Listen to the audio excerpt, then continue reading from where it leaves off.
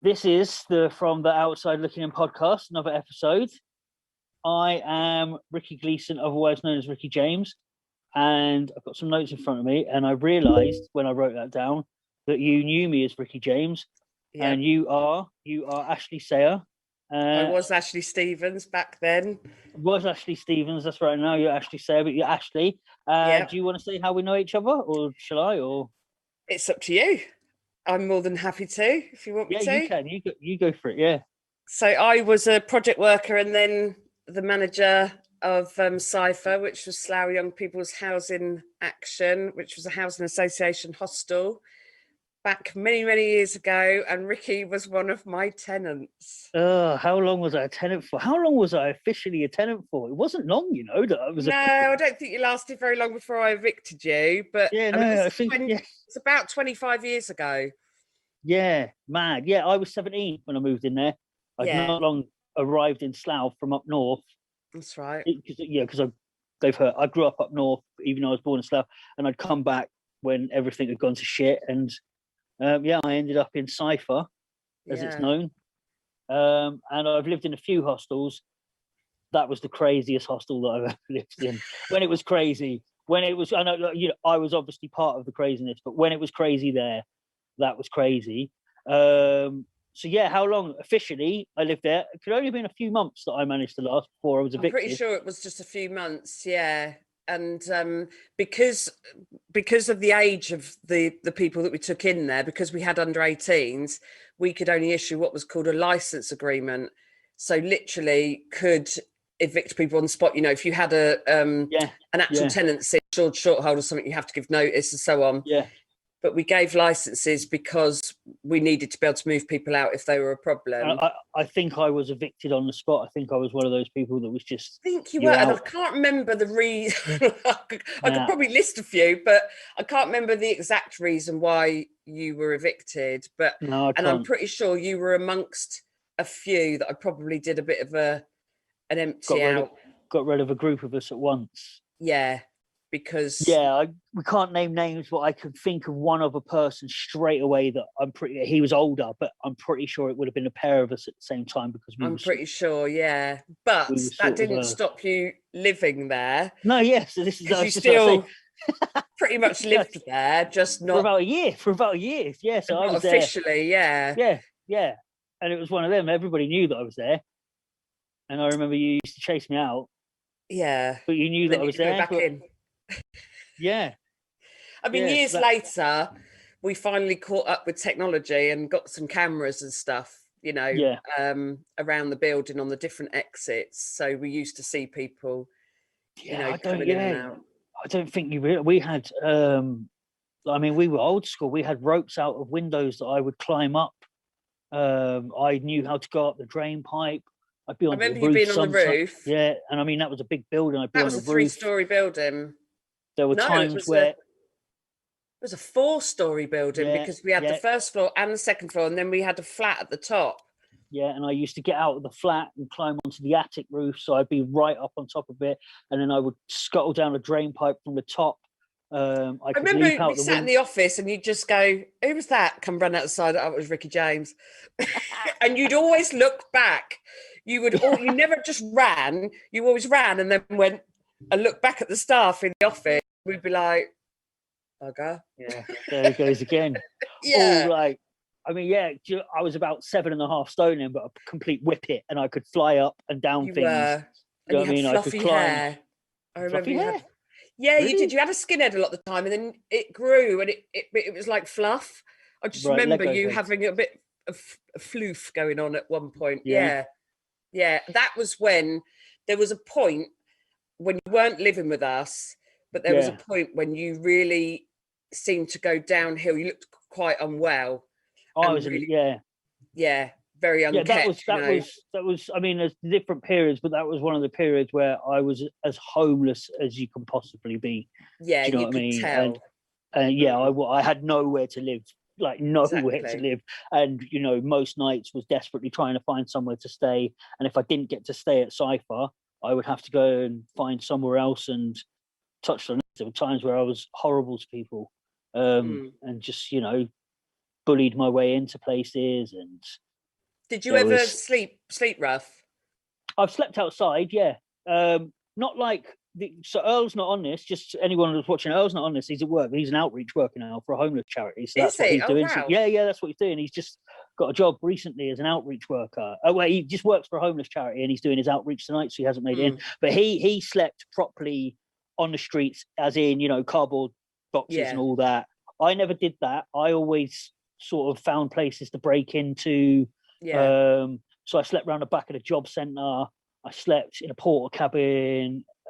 There's a point where, yeah, I found places and sort of empty buildings and stuff. And when I did sleep outside, down south, when I slept outside, it was during the summer, and there'd be a few of us. Yeah. It was when we were sleeping up in Windsor and stuff. But yeah, I was still very, very, very homeless, and like you say, not eating. Do you know what I mean? No, you looked. I remember there was a time when I was really worried about you because you Yeah. looked. I mean, you weren't a big guy. You know, you were tiny anyway. Yeah, But there yeah. was a time you came round to the hostel, and I'm pretty sure I let you in.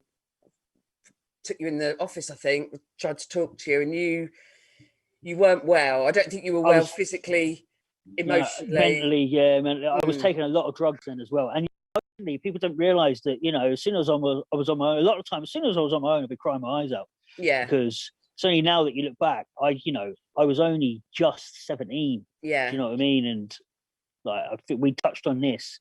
You're talking in the space of 2 years, I'd gone from living at home as a school kid to suddenly in Slough, which is a pretty tough place anyway. Yeah. Do you know what I mean? It's not like, a nice place to, you know, to be homeless in. The rough bits of Slough are rough, not like, you know, they're not as, you know, it's not like, oh, this rough around it, which it ends up, it's just not as nice as everywhere else. Slough is a rough place. Yeah. So yeah, I was in and out of young offenders and whatnot. But anyway, you were working at Cypher as a thingy worker, and we were talking about this. It's only now that I look back, and you weren't that much older than us. Now when I think about it, how old were you when you started there? I started there, I think I was 22 when I became a project worker. And then I was about 23 when I went up to be the deputy manager, because I was the youngest person in management for the housing association. And it was a real sort of surprise to a lot of people. But it just sort of happened. And then eventually when the manager moved up, well, I think she retired actually, or she just moved away or something, I then took over managing there and the Windsor house as well, which had a deputy over there.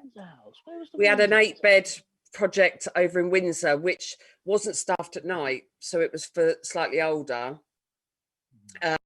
And, you know, ideally for Windsor residents, because Windsor Housing were paying, you know, part of it. But it actually ended up, we rarely had a full cohort over there because it was so difficult with no staff there at night. And it actually ended up with us staffing it and taking in unaccompanied minors, asylum seekers in the end, that Slough were paying for. Kind of, there was a point in time where there was a lot of Afghanistani refugees coming over.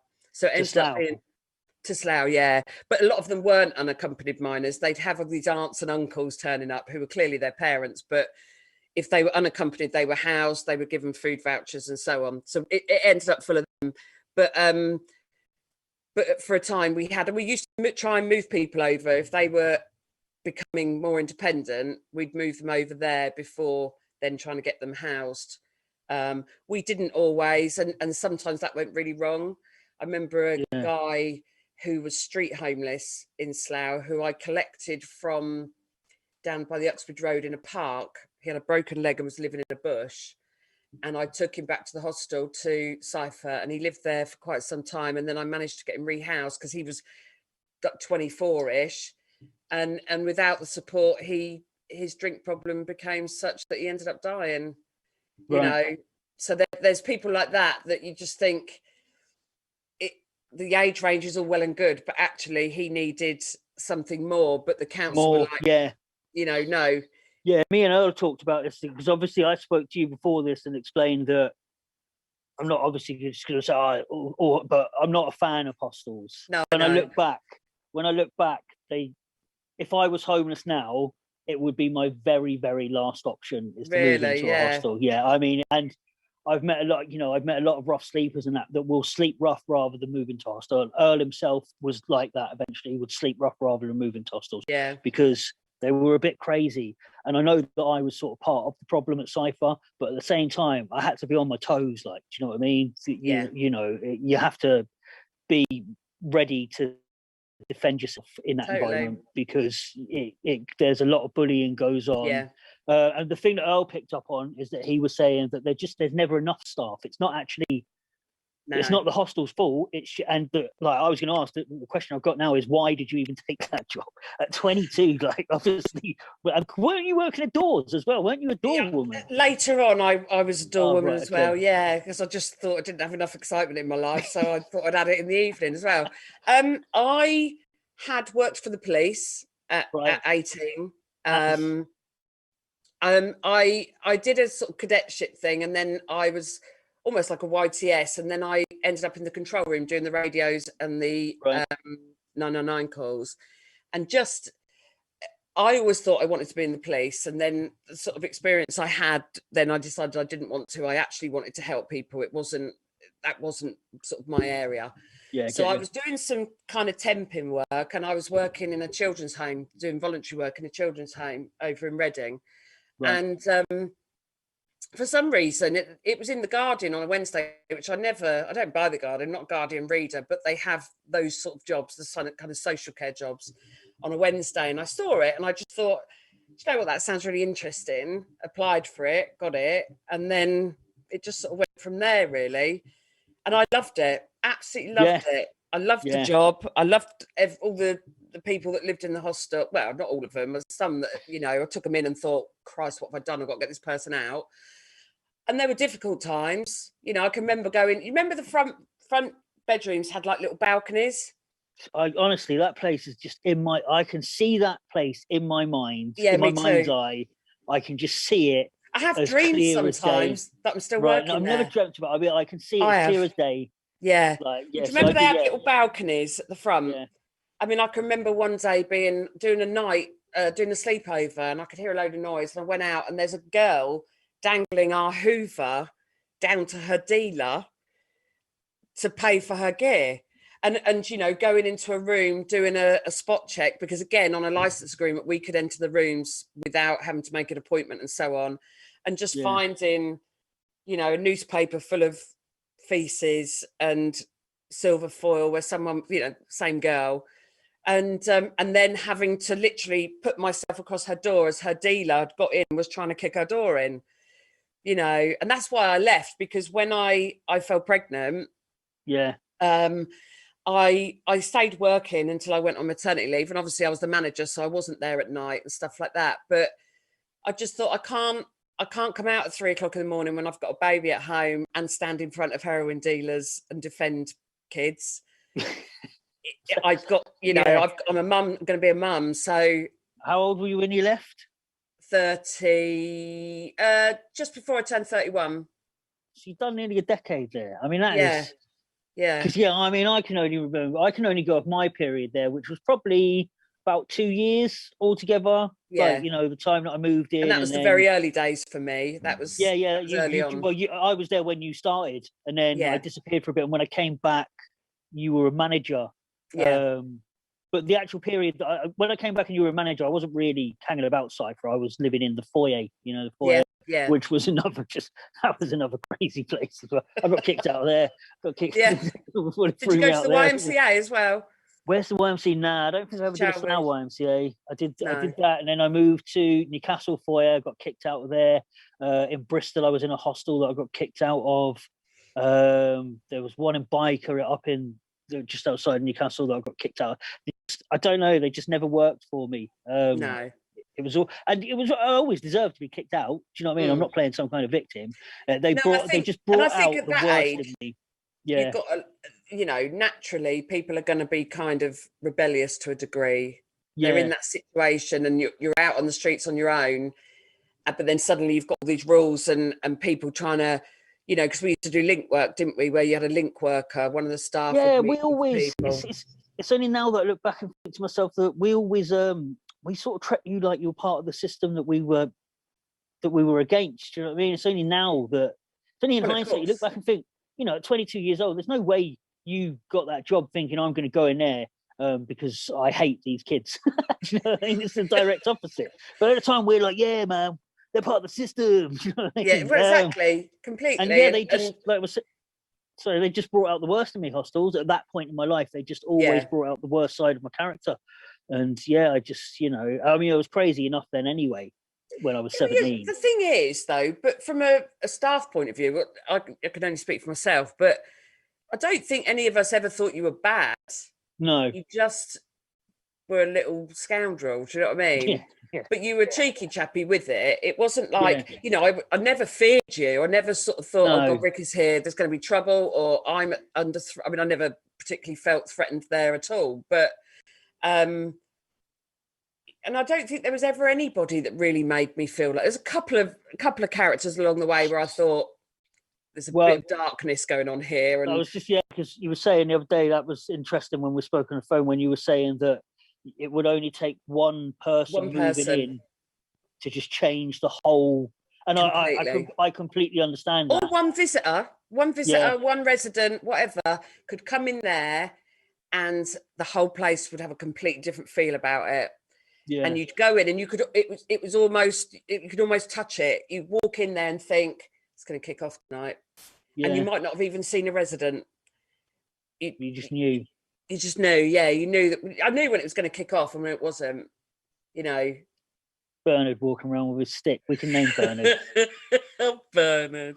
We name Bernard. If they do anything, I'll lick him with my stick. That's what he used to say. Yeah. How old was Bernard when he was? I mean, he obviously passed away now. Was in his late 60s, I think. I mean, he was late 60s, old Jamaican guy walking around with a wooden stick, ready to hit people with it. And I was telling you the other day, I don't think you realised at the time, I don't know if you did or not, but if we was in a room and we kind of didn't want Bernard to come in because we were up to something that we didn't want him to see, Bernard would knock on the door with his stick and he'd be trying to get in. And Shane was always the one, because Shane was sort of the charming one of everybody. Do you know what I mean? And Shane would be like, Bernard, 2 seconds. And he'd quickly shut the door and he'd go back to the door and sort of prise it open and just give him a couple of cans of Guinness. And Bernard would be like looking around, and then he'd grab these Guinness and put them in his pocket and he'd walk off. But yeah, I love Bernard. Bernard had his own set of rules, bless him. And I think in the early days, it wasn't so kind of organised, and it wasn't, you know, it was a hostel, it was ran by the management. It really kicked in after I became manager, that suddenly I became very accountable to the housing association and the funders, which were probation, housing and the local council. Before then, that kind of thing was, it was very local. You didn't have to answer to anybody particularly. And then things really changed, that, you know, they started to have a lot of standards and policies and stuff like that you had to. Did that help? When I say did it help, I mean for the residents, did that help people sort themselves out, or did it not help? Not necessarily. I don't really think it affected them. It affected how it was run. And I personally felt that it ran more effectively when we had the buck stopped with us. Yeah. You know, when I could make decisions that were my decision, and I didn't have to think, but does that meet with the policy of such and such and such and such? Yeah, it all became a bit too politically correct, if that's the right saying. That's the same with when I was on probation. Because I was on probation a few times, and when I first started off on probation, it was very much that the probation officer could kind of just make up the rules. You know, if they knew, with me especially, they knew that timekeeping and stuff was a bit hard for me to do because of the chaos of my life. As long as I sort of reported to them once a week, they were all right. Do you know what I mean? As long as I got in touch with them. But then by the end, it was like, no, you have to be here at this point. Otherwise it was like, we have to breach you. Do you know what I mean? And you could tell that they'd sort of taken all the sort of power away from them and made them follow. And I think it was a hindrance. For me, it was anyway, because like you said, I wasn't a bad person. I wasn't doing anything wrong. I was very sort of all over the place. So, you know, it was easier for me to report once a week when I was sort of in the area. But I know what you mean. To everything. I mean, the world's gone like that. Well, exactly. Yeah, What was I Yeah. going to ask? So yeah, what was the best bit of The that best kind of? bit, um, seeing people, go off and succeed, and come back and see us a year later and say, "Oh, I've had my place for a year, and I'm doing this and I'm doing that." That was really nice, and keeping in touch with people. Yeah, But I don't know. It was probably some of the best working years of my life. I had an absolute ball, which yeah, I don't want to say that because it sounds a bit shallow that I'm doing it at other people's expense. It wasn't. I really enjoyed my job, and I loved being. You imagine how many did we have in there? 25, something like was that. it that 20. many? I can't remember. Was it that many? I'm trying to Or is it think. I'm trying to 8? think of the rules. 1, 2, 3, 4, 5. Yeah, or maybe it was like an 18 bed. I can't remember how many beds there were, but having that many young people, especially like if you was working a Saturday night, you could sit there all quiet till about 11, and then all of a sudden the place would come alive with everybody either Yeah, just going out or just coming in, and it was nice. It was nice to be able to work with people, even though some of them were older than me. Some of the residents were yeah, older than me when I started, but I don't know. I always thought I had quite a good relationship with most people. yeah, Um, yeah. do you know what I And it's mean? one of And the. I think most of the staff did. I think Yeah, yeah, we all had our own little quirks and things that we were good to talk to about, and maybe another person was good to talk to about that. But it was kind of great, but heartbreaking at the same time. Quite yeah. I bittersweet think sometimes. even when you kicked me out, it was never. I never took it personally, and it's kind No, of like what you said. I'd be back then, even though I wasn't allowed in. There'd be times I'd talk to you at the window and stuff. exactly. You Yeah. know what I mean? And And I it was just just. always, tried to make people feel as welcome as they could, and tried to make sure they had everything they needed. Um, Fags, oh my God, I used to get through so many fags because they were like currency, you Yeah, know, yeah, yeah, it was. But yeah, some of the funniest times was I remember I had to stand in court as an appropriate adult for two female residents, and one of them got gobby with the magistrate, so I smacked her on the leg and went, "Stand up straight and answer him properly." So times like that I look back now and think, God, it was an education, um, yeah, just working there. And again, with the staff team, you could have one, because we used agency for a while, things like that, because we were short staffed, and there was some characters that we had working there, especially in the early days for oh, me. yeah. I remember one of our dealers ended up getting a job there briefly, and we were all like, "What is going on?" Oh, really? Yeah, yeah. And obviously, we didn't say anything at the time, No. but they got a job there briefly, and we was like, "This is one of our dealers." Like, do you know what I Oh mean? my Yeah. God. But yeah, it's crazy, isn't it? What was the worst Yeah. bit? Worst bit. Um, Sometimes it could be, a bit of a neck ache. You'd go in and you'd have a night where I've just thought something, but you had a night where people were kicking off, and you used to work like, if you did an overnight when I was a project worker, you'd start at 3 o'clock in the Yeah, afternoon, and then you'd stay over and you'd finish at 3:15 the next day because someone would come in at 3. You'd have a yeah, quarter of an hour handover, and if you hadn't had a good night's sleep and then you're up sitting in the office, especially like on a Sunday morning when no one's up, but you had to be up at 7, yeah, and you're sort of sitting there and you're just sitting there kind of cursing everyone under your breath. I remember one night you spoke about someone earlier on, and he'd split up with his girlfriend, and this was when the staff flat was at the top, yeah. and he played Everybody Hurts by REM. I don't know if you I know remember who it was. this, Yeah, I on know a who it was. loop Yeah, for yeah, about 36 hours. yeah. And I remember getting up in the night and marching down there, banging on the door and saying, "Will you turn that off? For God's sake." And then I can't remember. I think he'd come up and knock on the door and go, "I need to talk," because we'd sit on the stairs and like he'd cry, we'd have a talk, he'd go back downstairs, then Everybody Hurts would come back on again. Remember by the end of the night, I wanted to kill him. I actually reminded him of it when we spoke on Facebook Messenger once, which is quite Yeah, funny. He yeah, thought it was yeah. the end of the world. How many people do you keep in touch with? Many. Um, 8 maybe, including Oh, right, yourself. right. Yeah, a few. Um, More. than others. You know, there was some, like I spoke to you about, a girl who lived nearby to me back when I lived in Slough, Yeah. who I used to babysit for her little boy, and she'd Yeah. come around if she had a letter from benefits and couldn't sort something out. There was Yeah. another girl who was much later than you. I was actually at the hospital when she had a baby. I was the first person to hold him, actually feed him. Kept in touch, still in touch now.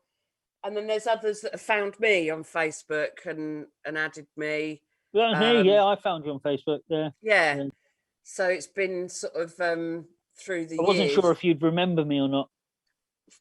Ricky, I remember seeing it and thinking, who's that? And then I looked at the picture and different thought, second name. Different name, yeah. And I thought, that's Ricky bloody James. Yeah. So what was with the name change then? What? It's so I was never a Ricky James. I was never a James by blood. Right. Right. So I was named after my mother's step parent. Okay. Who's not a very nice man anyway. I've never met him. I think I might have met him as a kid. But so I wasn't a James by blood. I've never met my dad, so I wasn't going to take his name. No. And then my mum passed away when I was 25. Right. And I just decided that I was gonna. My family had always been on my case, kind of thing. Like, well, why are you called Ricky James? And I'd be like, it's a catchy name. It's a really catchy name, like, you know.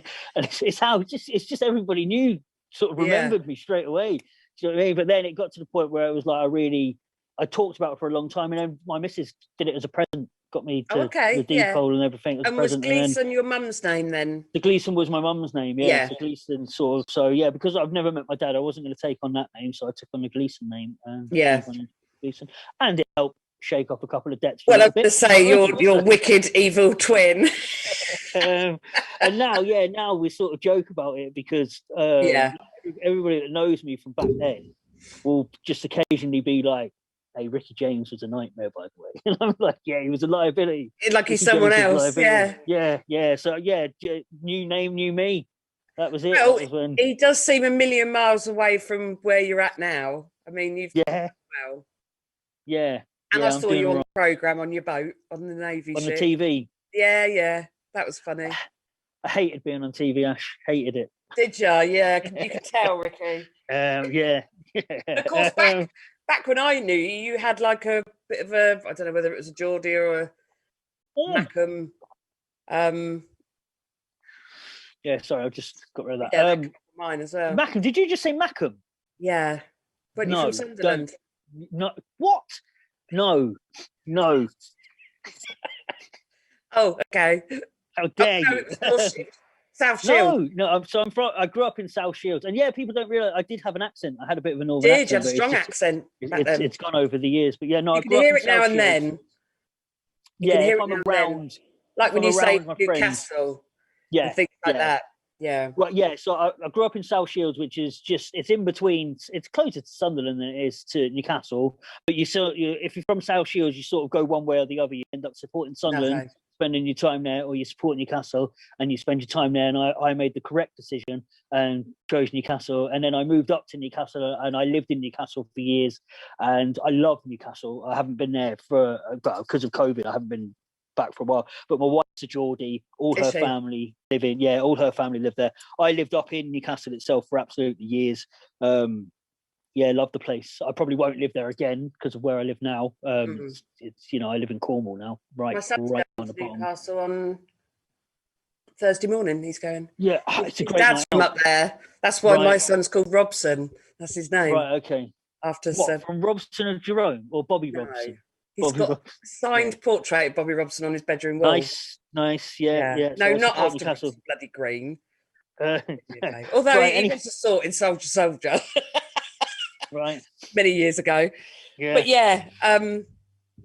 But you ended up here, there, and everywhere, didn't you? I've been all over. Absolutely. I went all over. I ended up in Bristol.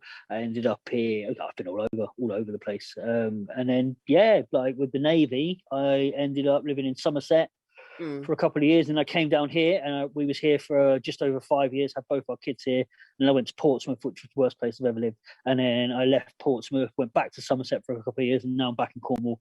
And hopefully, fingers crossed, I leave the Navy next year, and that'll be us staying in Cornwall. And what does your wife do? Does she work? She's a healthcare assistant. She's training to be a nurse. Oh wow! Yeah, That's good. yeah. So she's NHS. Gets a round of applause and that. Yeah, absolutely. Heroes. What are you doing now? I am a family support worker.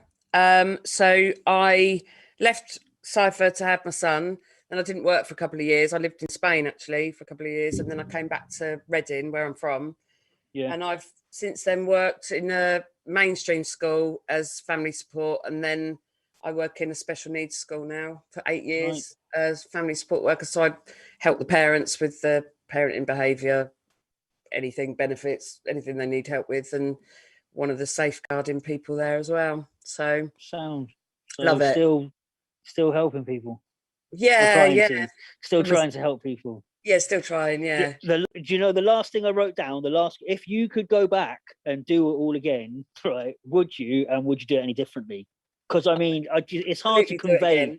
Yeah, I mean, it's hard to convey to people just how crazy it was when it was crazy there. I mean, I remember police helicopters around the top, swarm around. I was telling you, I remember. Obviously, we didn't sleep for various reasons. We didn't sleep sometimes. We'd be up on a Tuesday night till 5, 6 in the morning. I remember Slough Police must have rented a room across the road from us, and they were setting up cameras to look at us and to sort of spy on us. And they were doing it at like 5 in the morning on a weeknight, obviously thinking that they wouldn't get seen. And we were all wide awake, waving at them, and just the police chases. We actually had our own liaison officer. Right. Our own police liaison officer, which was great in the end when we got the right guy. He came in and often I'd ring him and say, look, so someone's come in and spoken to me and said that they've been involved in this and they've been arrested, and he'd come in and sit and talk to them about it. And he was great. He was really, really respected amongst the young people. So, and he was a great help with loads of things, but sometimes I'd be sat there sometimes in the office and all of a sudden police cars would pull up, police would come piling in. Most times, 9 times out of 10, they'd let us know that they were coming. Other times not. And I'd kind of come flying out the office and be like, whoa, wait a minute, what are you doing? And they'd say, well, we're looking for so-and-so. And I said, we didn't live here. Hasn't lived here for weeks. Ring me first and I'll tell you if they live here. We need that. Yeah. Yeah, I'm pretty sure there was a few times they were looking for you. But yes, I would do it again. Absolutely, in a heartbeat. Yeah. I wouldn't do it now at my age. No. As much as I think I could do it and I could be helped, I'm just too old, really. I don't think I could deal with that much. I think, where me and Earl are critical, where I'm critical of it, I think the big problem is that you haven't got enough support. There's not enough. No, it's not enough. You know what I mean? So I just think about myself. I had so many issues. Do you know what I mean? When I look back, that just giving me a place to live, I needed a little bit more to sort of reintegrate me into the world, kind of thing, because I was feral. But you think when you were there, and I was thinking about this earlier on, we didn't even have emails. We didn't even have the internet in there. And so everything we did was by our own local knowledge and our training. And I was quite heavily trained in a lot of areas. But I think about now, with my job now, I couldn't do it without the internet. When I'm looking for things for families, I'm on the internet looking, I find out organisations that are all over the country that can help. And, I know that's about disability and special needs, but actually, a lot of what the young people's problems were back then was addictions, substance misuse and mental health. And I think if it was now and I could be that age in 2021 do it, I think it would be ideal, because there's so much help for all that. But back then we were going by the seat of our pants a lot of the time. We were trying to help, but kind of just working off what we knew was local and what leaflets we had and the training we'd had to be able to talk to young people about. There was barely anywhere to go with it. You couldn't say, well, I can ring this person and this organisation, they'll be able to do an assessment, and it just wasn't available. I mean, mental health wasn't even a thing back then, and clearly some of us had mental health issues. Completely. There was one boy that lived there. I evicted him, and he used to break in through the laundry window. I knew he used to break in there, and he used to sleep in the laundry a lot of the time. And then years later, I found out he ran out in front of a car on the M4, killed himself. Yeah. And he, in hindsight, looking back at him now with everything I know now, he was screaming mental health problems. We had another boy who ended up in Wexham Park in the psychiatric unit who thought he was found on top of I can't remember what building it was nearby, quite a tall building. And he thought the Matrix was real and we weren't. And he'd just been using that many drugs. I think he'd done that much speed and hadn't slept for that long that he just completely lost it. And I remember going to see him in the psychiatric unit, and he was sort of had come down from it all and had some help, and had the biggest conversation I'd ever had with him. But because of his drug use, he was so hard to reach, you couldn't get near him. And I think a lot of people come in, the kids that came in from children's home and the kids that came directly from prison, when I used to go and interview them and they were coming out on probation, they were coming in, they were the really reachable ones because they'd been in the system. So they weren't kind of so anti, because the ones that came from prison would call me miss and the men boss.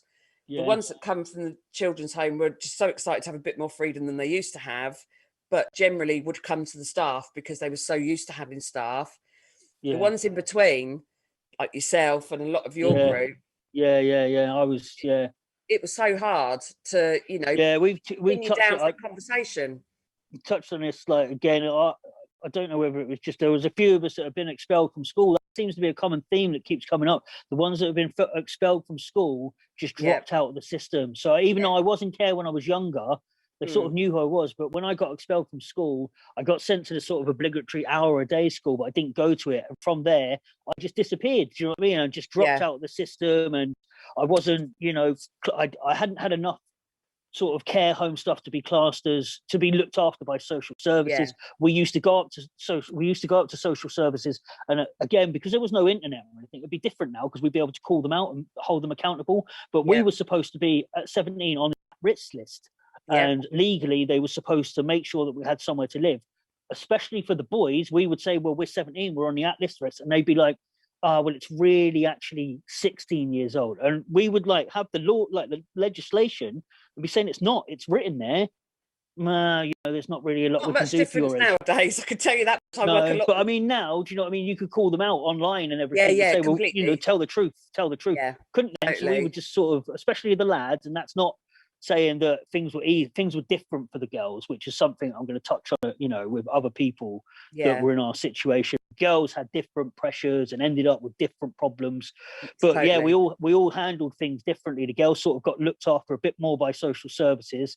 But at the same time had to make choices that boys didn't have to make, and they ended up in abusive relationships, which we didn't, kind of thing. So it's a very, I think, like I said, the ones from prison and children's homes had a care package that came with them.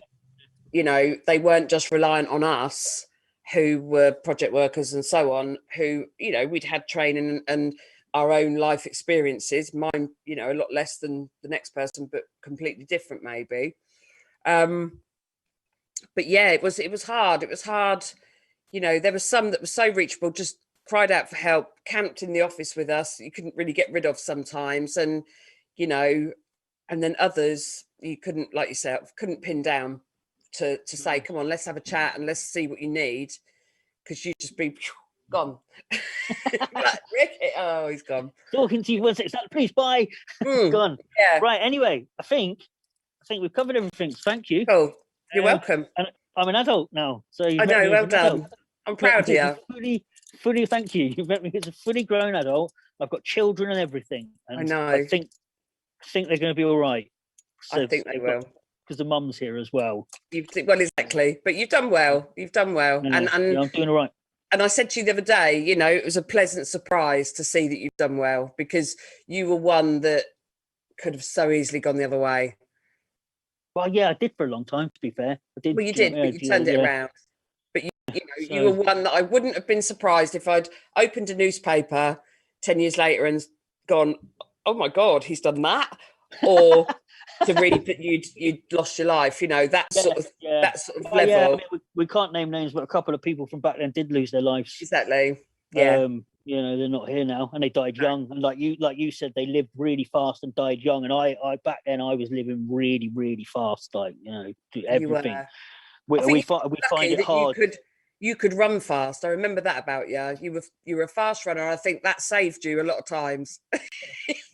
Yeah, You no had doubt it fast did. legs. Yeah, yeah, fast legs, and yeah, there was nothing to me, so I could climb very quickly. I could Exactly. climb up Yes. things and disappear very, very quickly. Yeah. Right. Anyway, brilliant. Thank you for coming You on take to care. our podcast.